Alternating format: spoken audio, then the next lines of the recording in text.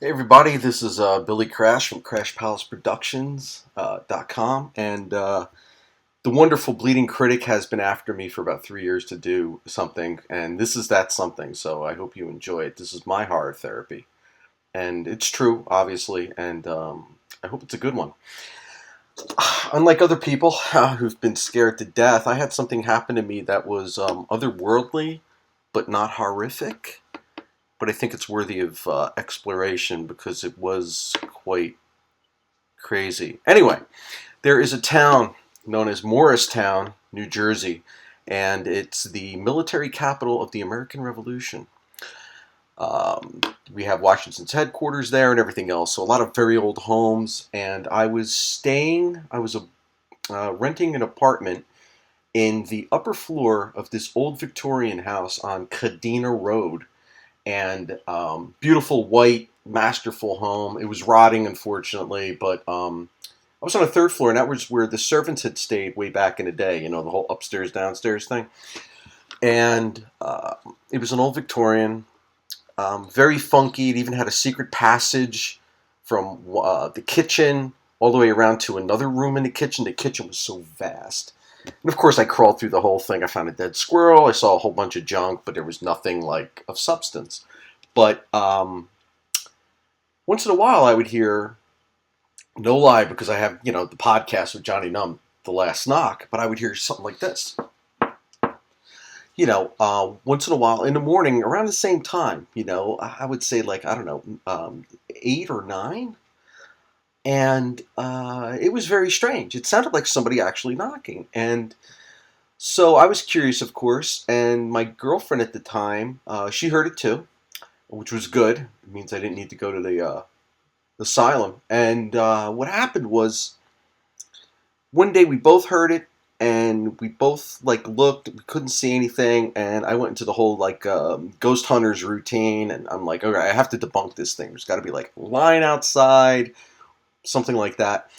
So I go and I look. I open the window, go outside. Nothing's tapping against the wall of the building. There's no loose wires. There's nothing in the room. There's no drafts. I mean, the whole 9 yards. I went through all of this. Couldn't figure out what was going on. So, lo and behold, one morning, and it's weird because the knock would happen and I'd never feel like, knock would happen, no big deal. And then one day, I heard a knock. My eyes sprung open immediately, and I look, and I'm looking at the nightstand, wooden nightstand, and I hear a knock. It sounded like somebody knocked that wood. Then there's another knock, and I look at the brass handle, and when I heard that knock, it shook. Then I heard another knock, and it shook too. And I was like, holy hell. My guess is, because that was the largest room up there, that's where like the head housekeeper, the head of the servants stayed, and one of her subordinates would probably wake him or her up in the morning. And to me, I guess, that counts as what's called a residual haunt. So that was really quite interesting to see that happen and to look. And I was like, oh, of course, didn't record it. Never happened again where I saw that, even though I heard it. And so I go to the owners of the home, and they're like, hey, what's going on? And I started to know them quite well after a while. I stayed there a long time. And they liked me, so they never raised my rent. So that was a good thing.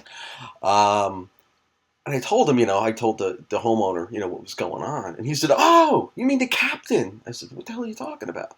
Yeah, we call him the captain. We don't know, male, female, but yeah, this house has been haunted forever. And I said, well, what do you mean? What happens to you guys down there?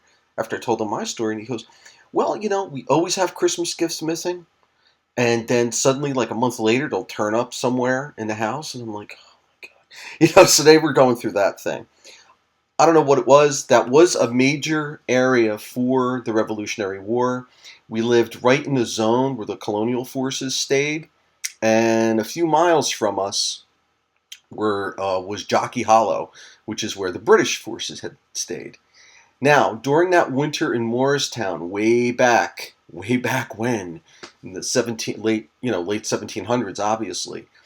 It was one of the coldest winters on record. The colonial forces had so many defectors because there were 26 winter storms, and it was so cold. I can't even imagine this in my head. It was so cold that New York Harbor froze over. You could walk across it. That was nuts. So nobody was fighting because it was just too damn cold. Of course, Washington was in a nice house, but that's the way it is. He was like the man. So that's the way it worked. But why not? Why couldn't people, died around there? And a lot did. They died from exposure. They died from hunger. And they certainly died from getting a musket ball hit. So who knows? But anyway, I still think where I was, maybe they had 2 ghosts in the house. I don't know. It was a servant. Watching that little brass handle shake. It was like, boom. So thank you, Bleeding Critic, for having me on. You are the clown prince of horror, and it's been an honor and a pleasure. Thank you.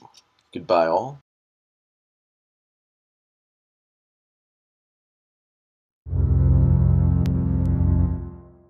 Horror therapy is when you talk about a moment from your real life that scared, terrified, or disturbed you. Do you regret playing around in that cemetery when you were a teenager? And do you feel vulnerable when you think about that nightmare you had? Your horror therapy session. You want a true story, and I have a true story. It was the most terrifying thing I had ever in my entire life felt. I started getting the chills really, really bad. I was done. I just wanted to leave. Send your horror therapy session film to bleedingcritic@live.com.